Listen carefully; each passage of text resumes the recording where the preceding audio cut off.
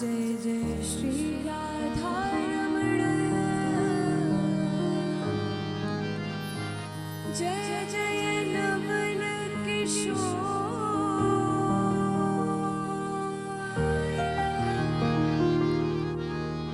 जय गोपी चित चोर प्रभु,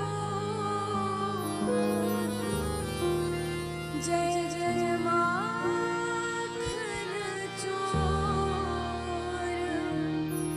जय जय माखन चोर, जय जय माखन चोर।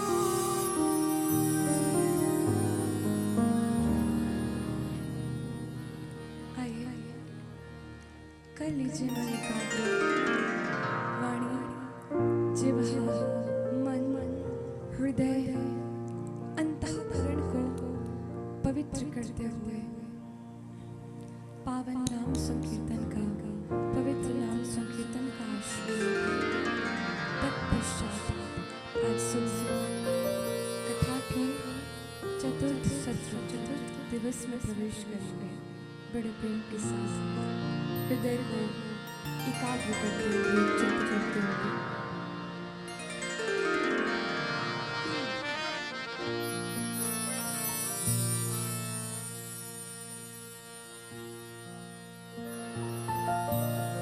श्री राम जय राम जय जय राम, श्री राम जय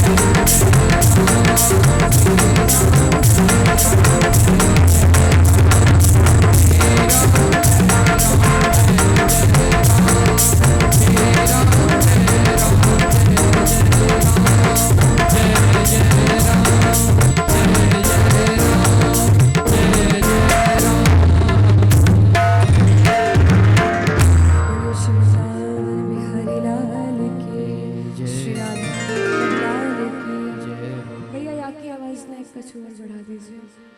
श्री राधा रमण लाल की, श्री सीताराम जी महाराज की, देवादिदेव महादेव की, अनंत बलवंत हनुमंत लाल की, श्री राधा रानी सरकार की, श्री शारदा मैया की, श्री वृंदावन धाम की, श्री अयोध्या धाम की, श्री यमुना मैया की, श्री सरयू मैया की, श्री जगन्नाथ महाप्रभु की, श्री गिरिराज महाराज की, व्रत 84 कोस की, श्रीमद्भागवत महापुराण की, श्री वेदव्यास जी महाराज की, श्री सुखदेव जी महाराज की, श्री सूत जी महाराज की, श्री परीक्षित जी महाराज की, सब संतन की, सब विप्रन की, गौ माता की, सत्य सनातन धर्म की।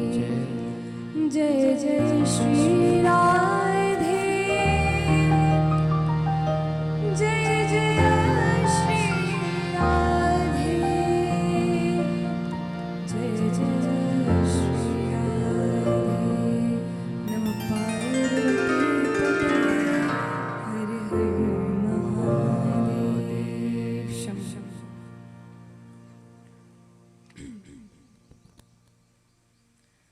परात्पर अखिलेश्वर अकारण करुणा वरुणालय भक्तवांछित कल्पतरु तड़ित विनिंदित पीतांबरधारी श्री बांके बिहारी लाल, श्री राधा रमण लाल और उनकी आह्लादनी शक्ति श्री प्रिया जो श्री राधा रानी की शब्दमयी वांगमयी वाणीमयी प्रतिमूर्ति। श्रीमद् भागवत महापुराण कि आज चतुर्थ दिवस में यहाँ पर हम प्रवेश करने जा रहे हैं। विराजमान सभी आचार्य चरण मित्रों को मेरा प्रणाम। सुमधुर वाणी से कथा को और सुचित्रित करते हुए गंधर्वों को मेरा प्रणाम। सभी भक्तों के हृदय में विराजमान युगल जोड़ी के श्री चरणों में मेरा प्रणाम। सभी भक्तों को जय सिया राम, जय सिया राम, जय श्री कृष्ण, जय श्री कृष्ण, जय जय श्री राधे, जय जय श्री राधे। समस्त परिवार जो निमित्त मात्र बना श्री सुरेंद्र सिंह गौतम जी, आलोक भैया, आनंद भैया, संपूर्ण परिवार जो इस सुंदर कथा रूपी गंगा के इस भाव का, इस आभा प्रभा का निमित्त बना और विगत 3 दिवस से हम जो कथा रूपी गंगा है उसमें गोते लगा रहे हैं और उसी उत्साह और आनंद के साथ हम आज की कथा में प्रवेश करेंगे, क्योंकि आज की कथा बहुत महत्वपूर्ण है। कथा तो प्रतिदिन ही महत्वपूर्ण होती है, लेकिन जब हमारे ठाकुर जी आ जाते हैं तो कथा का जो संपूर्ण भाव भंगिमा है वो इतनी दीप्यमान हो जाती है। क्योंकि आनंद कंद है, आनंद नंदन है। कथा क्या करती है, कथा का कार्य क्या है? तो जिस प्रकार गाड़ी में, कार में यदि डीजल नहीं है, पेट्रोल नहीं है तो क्या गाड़ी चल पाएगी? भोजन बिना किए हुए क्या शरीर चल पाएगा? ठीक इसी प्रकार से जो हमारा अंतःकरण होता है, जो हमारा हृदय होता है, उसको भी भूख होती है। और उस अंतःकरण के भूख को, प्यास को कौन मिटा सकता है? तो कहा ठाकुर जी की कथा मिटा सकती है। ये किसके लिए कहा? सनातनियों के लिए कहा, हिंदुओं के लिए कहा। अब बाकी और किसी के लिए तो नहीं बोलेंगे, लेकिन सनातनी है, उनके भीतर की जो भूख है, अंतःकरण की जो प्यास है, वो केवल और केवल ठाकुर जी की कथा, ठाकुर जी का नाम ही मिटा सकती है। पिबत भागवतम रसमालयम मुहुर्हो रसिका भुवि भावुका। ऐसी ठाकुर जी की कथा है। कथा करती क्या है? ऊर्जा प्रदान करती है। ये कहने में भी कोई अतिशयोक्ति नहीं है कि कथा हमारा मेकअप भी करती है। मेकअप कैसे? पार्लर में यदि जाएंगे तो केवल मुखमंडल का मेकअप होता है, लेकिन जब कथा पंडाल में आते हैं तो पूरे देह का मेकअप हो जाता है। कैसा मेकअप होता है? चरणों से चल के आ रहे हैं तो हमारे पैरों का भी मेकअप हो गया। जब कोई भाव गाया जाता है, कहा जाता है, तो जो करतल ध्वनि से हम अपने हाथों का प्रयोग करते हैं तो ये हमारे हाथों का मेकअप हो जाता है। भैया आता है आपको करना? आता है आप लोगों को हाथों का प्रयोग करना? अजी बताइए ना, कैसे करते हैं हाथों का प्रयोग ठाकुर जी की कथा में? ऐसा लग रहा है भैया आप लोग कितने दिनों से भूखे बैठे हुए हैं। आज तो एकादशी भी नहीं है। तो हाथों का मेकअप कैसे होता है? जब हम ठाकुर जी के नाम संकीर्तन में करतल ध्वनि प्रदान करते हैं, ऊर्ध्वबाहु होकर जयकारा लगाते हैं। और मुखमंडल का मेकअप कैसे होता है? तो कहा जब ठाकुर जी की कथा श्रवण करते हैं भक्त के लक्षण क्या बताए हैं? तो कहा वाग गदगदा द्रवते यस्य चित्तम रुदत्ते भिक्षुरम हसते क्वाचिच्च विलज्ज उद्गायति नृत्यते चा मद मद्युक्तो भुवनम पुनाति। भक्त के यही तो लक्षण है। भक्त कभी लाज शर्म नहीं करता भैया।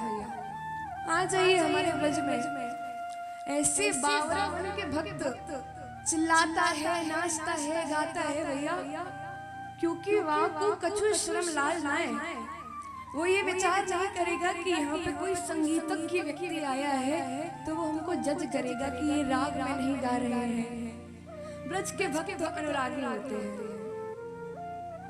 महाराज जी पहले आपको ब्रज में बुलाया जाएगा, फिर आपके चित्त को चुराया जाएगा, और जब ठाकुर जी समझ जाएंगे कि ये मेरा हो गया है तो फिर ठाकुर जी तड़पाना प्रारंभ कर देते हैं। फिर क्या? तड़पते रहो, पुकारते रहो राधा रमण को, पुकारते रहो श्री जी को।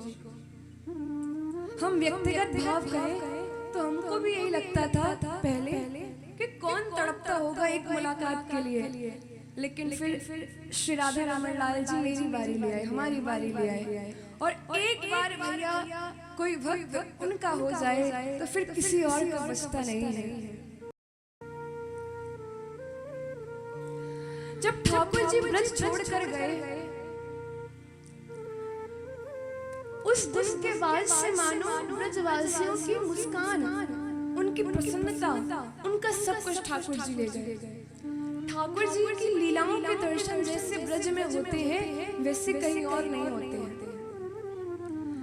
ठाकुर जी मथुरा गए, द्वारिका गए, कुरुक्षेत्र की भूमि में गए, वहां ठाकुर जी ने ज्ञान उपदेश दिए, वैराग्य उपदेश दिए, भक्ति के उपदेश दिए। लेकिन ऐसा कौन सा अवतार है जहां ठाकुर जी लीला कर रहे हैं? कैसे? बाई हाथन ते ब्रजवासी पाले और बाई हाथन ते ठाकुर जी को पवा दे। ब्रह्मा जी को भी मोह हो गया कि भगवान कैसी लीला कर रहे हैं, सबसे झूठन पा रहे हैं। इस प्रकार ठाकुर जी ने ऐसी दिव्य लीला करी श्रीधाम वृंदावन में। ब्रज के विरही लोग बिचारे बिन गोपाल ठगे सी ठाणे। बिन गोपाल के जो ठाकुर जी के जो भक्त होते हैं वो क्या होते हैं? ठग जाते हैं। क्योंकि हमारे ठाकुर और ठाकुरानी का कार्य क्या है? कृपा करना है, करुणा करना है। देखी सुनी न ऐसी जोड़ी, जैसे करुणामय गोविंद वैसे करुणामय किशोरी। जैसे करुणामय गोविंद है ठीक वैसे ही किशोरी जी है। हमारे ब्रज में एक भक्त हुए गुलाब खान नाम के, जो बरसाना मंदिर में, ये बहुत पुरानी घटना नहीं है, 200 वर्ष पूर्व की घटना है। तो गुलाब खान जो बरसाना के मंदिर के प्रांगण में बैठकर सारंगी की सेवा किया करते थे। उनकी एक बिटिया थी, सब ग्रामवासियों ने मिलकर उनका नाम राधा रख दिया। राधा कछु बड़ी हुई, बापू ब्याह संपन्न भयो, तो गुलाब खान अपनी बिटिया के मोह में इतना फंस गए और कोई तो था नहीं। श्री जी के मंदिर के प्रांगण में बैठकर केवल एक ही बात कहते, एक ही भाव कहते कि राधा अब आ जाओ, राधा तुम कहाँ हो। गुलाब खान अपनी कन्या को बुला रहे हैं। गुलाब खान के प्रतिदिन इस भाव को देखकर श्री जी अष्ट सखियों से कहती हैं, ललिता विशाखा आदि सखियों से कहती है कि अब हमको तनिक भी देरी नहीं करनी चाहिए, हमारा वक्त हमारे लिए व्यतीत है। कैसा भाव उसके अंतःकरण से प्रस्फुटित हो रहा है। अब हमें चले जाना चाहिए। सखियां समझा रही हैं कि ये आपको नहीं, अपनी बिटिया राधा को पुकार रहा है। श्री जी कह रहे हैं भले ही अपनी कन्या को क्यों ना पुकार रहा हो, पर नेत्रों से झरझर अश्रु बह रहे हैं, मुख से बार बार राधा राधा राधा निकल रहा है। हम कैसे ना जाएं? राधा रानी का नाम क्या है? करुणामयी है।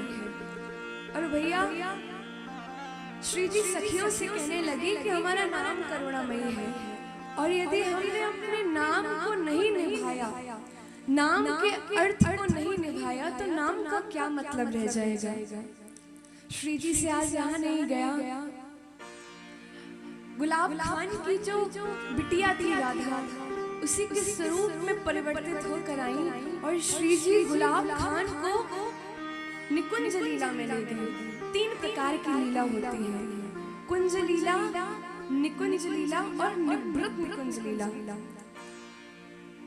और गुलाब खान को ऐसी भक्ति प्रदान करी, ऐसी भक्ति प्रदान करी कि गुलाब खान उन्हीं के साथ अंतर ध्यान हो गए। और आज भी बरसाना में जो पीली पोखर करके एक स्थान है, वहां उनकी आज भी समाधि बनी हुई है। ये है राधा नाम की महिमा।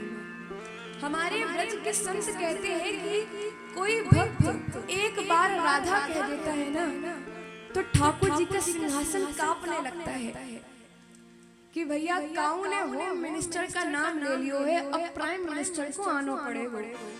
एक बार राधा जब नाम ले लेते हैं तो श्री जी हो सकता है तनिक देर कर दे, लेकिन ठाकुर जी तत्क्षण आ जाते हैं। ऐसा है श्री जी का नाम। हमारे ब्रज में केवल उन्हीं की सत्ता है, केवल राधा नाम की ही सत्ता है। ऐसा है श्री राधा रानी का नाम।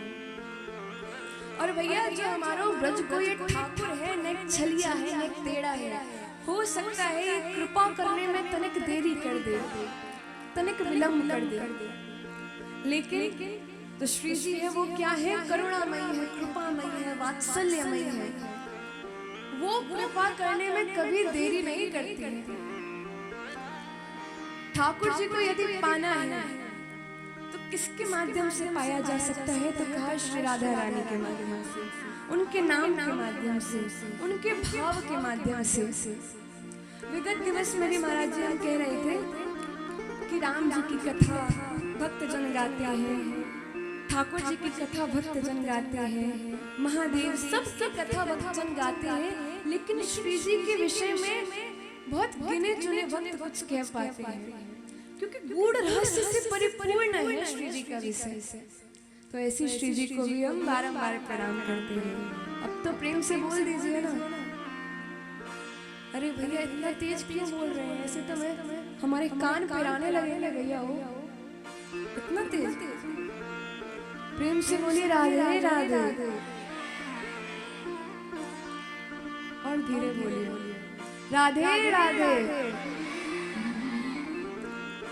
तो भैया आज हमारा ठाकुर आवे वारो है, तो ठाकुर को आवे के टाइम कछु वाक को प्रसन्न कर सके तो वो केवल और केवल श्री जी का नाम है।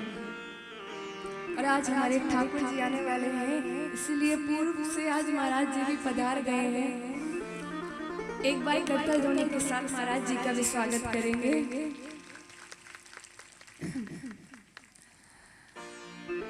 बड़ा सरल सहज स्वभाव आपका, वरना प्रभुता पाई कहीं मद नाही, कुछ भी उपाधि मिल जाती है, कुछ भी प्राप्त हो जाता है तो अहंकार पता नहीं कौन कौन से अंग से प्रस्फुटित होने लगता है।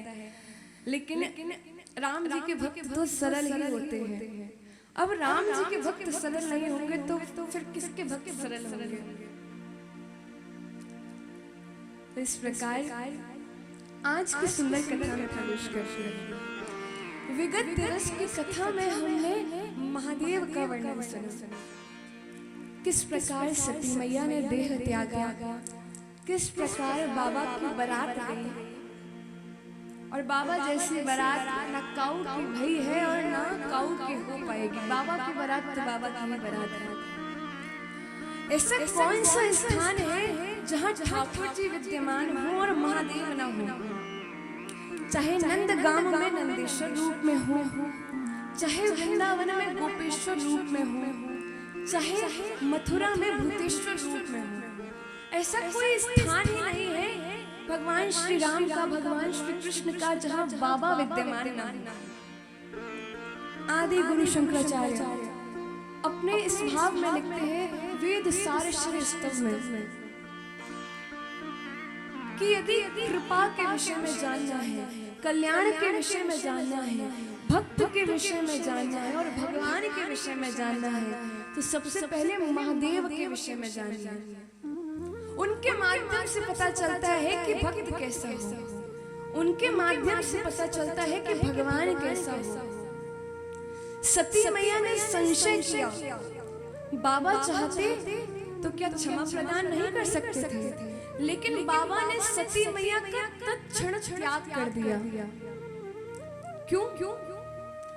क्योंकि बाबा की इस लीला के माध्यम से ये आज्ञा हो रही है कि जो उनके प्रभु का नहीं है, जो उनके प्रभु के ऊपर संशय कर सकता है तो फिर वो बाबा का कैसे प्रिय हो सकता है? पशुनां पतिं पापनाशं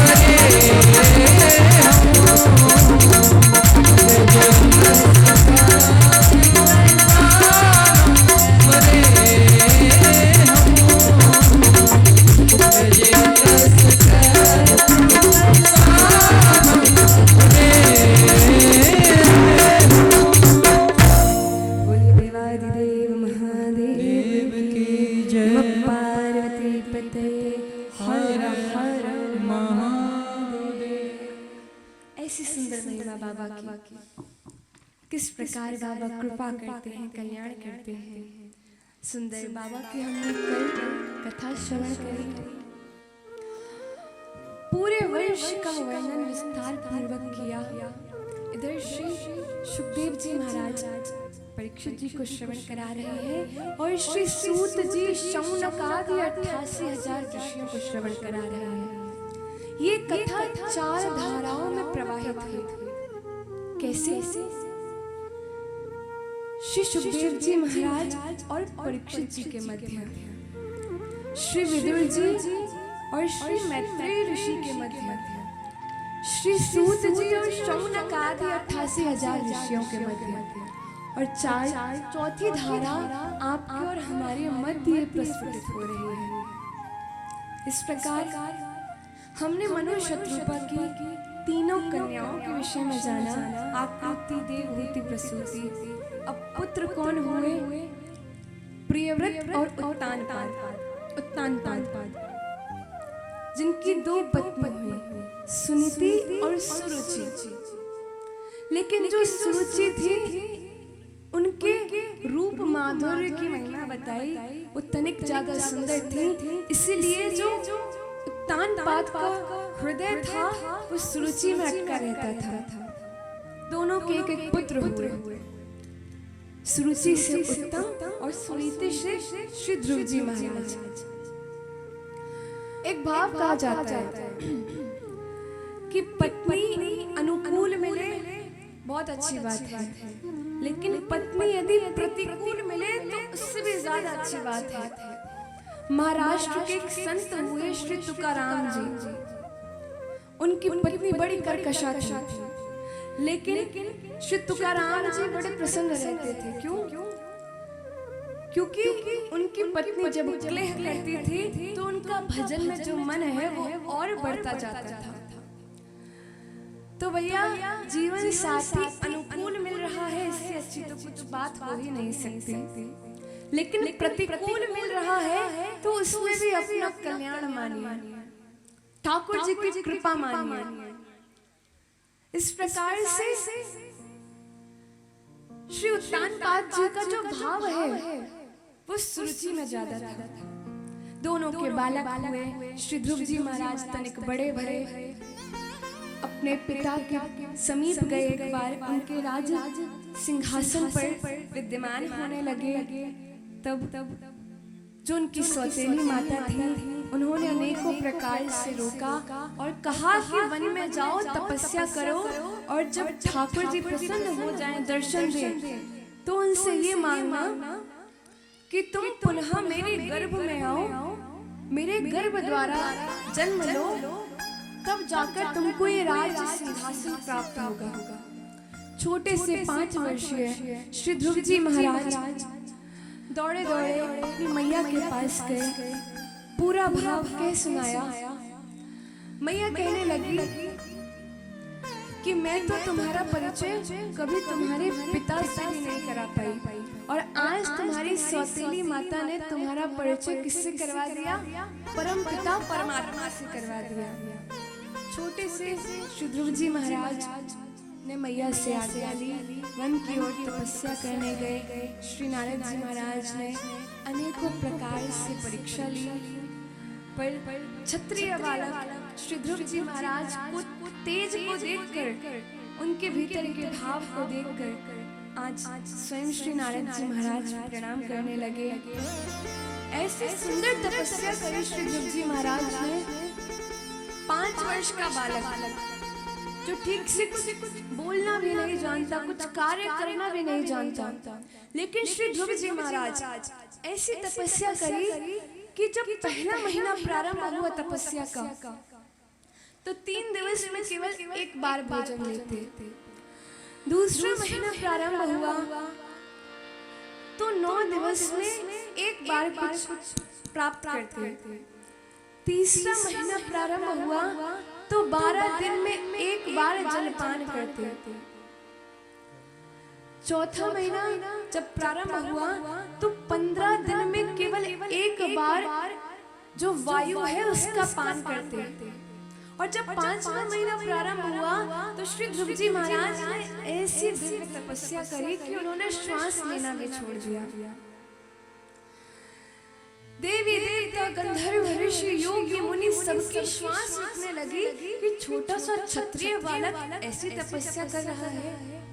सब त्राहिमाम करते करते भगवान के पास गए, श्रीमन नारायण के पास गए कि अब आप ही कुछ करिए। अगर कुछ समय और इस छोटे से क्षत्रिय बालक ने श्वास नहीं ली तो सबके कंठ अवरुद्ध हो जाएंगे। भगवान नारायण श्री ध्रुव जी महाराज के समक्ष शंख चक्र गदा पद्म धारण किए हुए चतुर्भुज रूप में प्रकट भये। श्री ध्रुव जी महाराज ने जैसे ही नेत्र खोलकर दर्शन किए ठाकुर जी के, ध्रुव जी महाराज किस भाव से आए थे? राज्य सिंहासन के भाव से आए थे, पर वो अपनी माता से पूछना भूल गए थे कि जब ठाकुर जी मेरे समक्ष प्रकट हुए तो मैं उनसे क्या कहूँ, क्या बोलूं, कैसे स्तुति करूं? श्री ध्रुव जी महाराज कहना तो बहुत कुछ चाह रहे हैं पर कह कुछ नहीं पा रहे हैं। तब ठाकुर जी ने अपना पंचजन्य शंख जैसे ही श्री ध्रुव जी महाराज के कपोल में गाल में स्पर्श किया, आज श्री ध्रुव जी महाराज को वेद वेदांतर उपनिषद पुराण समस्त भावों का ज्ञान हो गया। छोटे से बालक श्री ध्रुव जी महाराज, और आज श्री ध्रुव जी महाराज ने ऐसी स्तुति करी ठाकुर जी की। समस्त जब ज्ञान उनके भीतर प्रस्फुटित होने लगा तो अभी तक तो वो राज्य सिंहासन के मोह में आए थे, लेकिन आज ठाकुर जी से कहते हैं अब मुझे किसी वस्तु का मोह नहीं है, अब मुझे किसी वस्तु को प्रिय नहीं है, मुझे कुछ नहीं चाहिए। आपके दर्शन के बाद भी कुछ लालसा हो तो कैसे दर्शन किए? अरे भैया, भगवान के दर्शन के बाद, श्री बांके बिहारी लाल के दर्शन के बाद, श्री अवध बिहारी लाल के दर्शन के बाद भी यदि किसी के दर्शन की लालसा शेष है तो आपने दर्शन किए ही नहीं है। बिन के दर्शन एक बार है जाए तो फिर मन में अंतःकरण में उनके दर्शन की ही लालसा चलती है, और जब उन्हीं के दर्शन की लालसा चल रही है तब आप समझ जाइए कि आपने वास्तविक रूप से दर्शन किया है। ध्रुव जी महाराज का भी यही भाव कहा गया, आए किसी और भाव से थे, लेकिन आज ठाकुर जी के दर्शन करके ऐसे कृतार्थ हुए और ऐसी दिव्य स्तुति करी। क्या कह रहे हैं श्री ध्रुव जी महाराज? योऽन्तः प्रवेश्य